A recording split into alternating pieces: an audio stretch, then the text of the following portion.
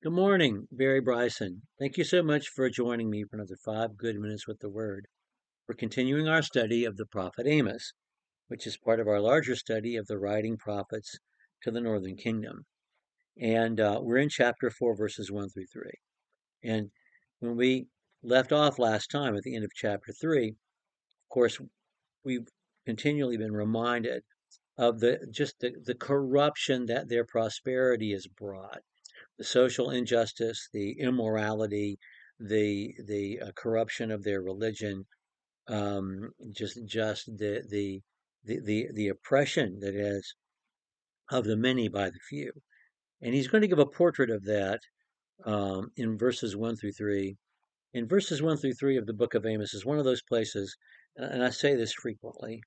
The word itself is miraculous, and just the writing is so compact and so vivid.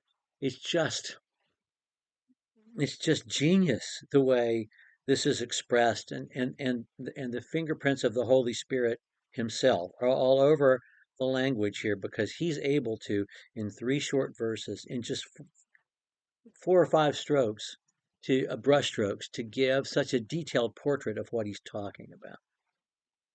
Hear this word, you cows of Bashan, who are on the mountain of Samaria, who oppress the poor, who crush the needy, and call out to your husbands, bring us a drink. Yahweh God has sworn by his own holiness. Behold, the days are coming upon you when they will take you away with meat hooks, the last of you with fish hooks, and you will go through the breaches in the walls, each one straight before her, and you will be cast to Harmon, declares the Lord. Harmon, or perhaps Podman. We'll talk about that in just a second.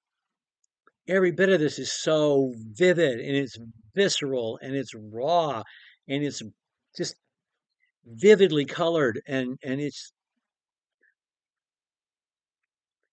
describing the rich, and particularly the women who are so wealthy they don't have to do anything around the house but lay on their couches.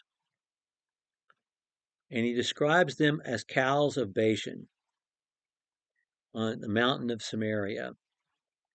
Bashan is an area to the north and west of the Sea of Galilee, which was and is a very fertile place for pasturage. And it is quite indeed where people ran cattle, because the pasturage was so rich for cattle there. And it's like, Wagyu beef. I mean, it was the best beef to be had. And that's what he calls them. These pampered, well-fed cattle on the mountains of Samaria, but they're going to end up on meat hooks, like those cows. We're going to end up on meat hooks. Who oppress the poor and crush the needy, and then say to your husbands, bring us a drink. You know, bring me, a glass of wine. The good vintage, the Chateau Lafite. Bring me something. Bring me some champagne. Um, that's who you are, he says. And then he says, Yahweh God has sworn by his own holiness. That is extreme. The days are coming upon you when they will take you away with meat hooks, and the last of you with fish hooks. Meat hooks we get. You're going to be slaughtered, like those cows of Bashan. Those cows of Bashan weren't there for milk; they were there for meat. And you're going to be slaughtered and put on meat hooks.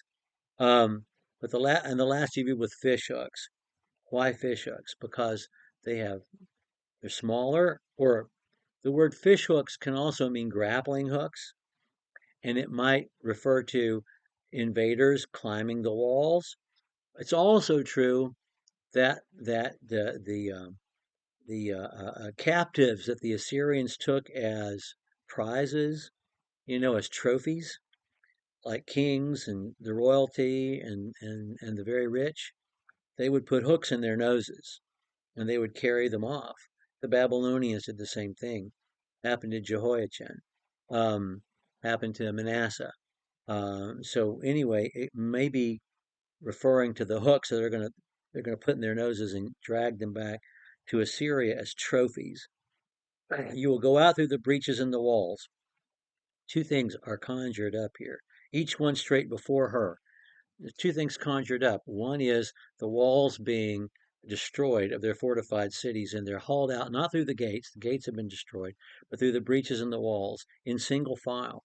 But it also calls to mind the single file corrals that you take when you take the cattle out of the pens and you lead them to the slaughter. It's so brilliant. And then it says, and you will be cast to Harmon. What does Harmon mean? Nobody knows. There's no place that we know of called Harmon. People will, but Hadmon, that we know, and I think it is Hadmon. This is the Hebrew letter R. Let me see if I can get it where you can read it pretty good. This is not going to work very well. Okay. The Hebrew letter R makes a hook like that. And the Hebrew letter D is similarly shaped, but it's not a hook, it's two straight lines. But if you're writing Hebrew down, sometimes it's hard to distinguish between the R and the D because it's all being written by hand, of course. And Hadman, we know what Hadman means. Hadman means dung heap, which I think is probably what the word is. Hadman is dung heap. So you start out on the mountain of Samaria getting rich pasturage, and you end up, um, it's just the process. You're a well fed cow, but soon you're going to be meat on a meat hook. And what happens to meat after it's devoured? You're going to end up on the dung heap. So you go from the mountain to the dung heap.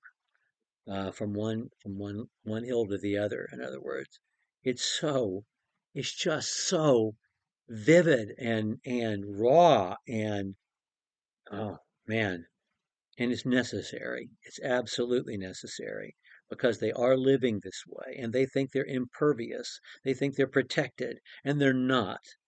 And that's why this word has to be this strong. Okay, we're going to pick up with verse 4 next time. Thank you so much for joining me for another 5 good minutes with the Word.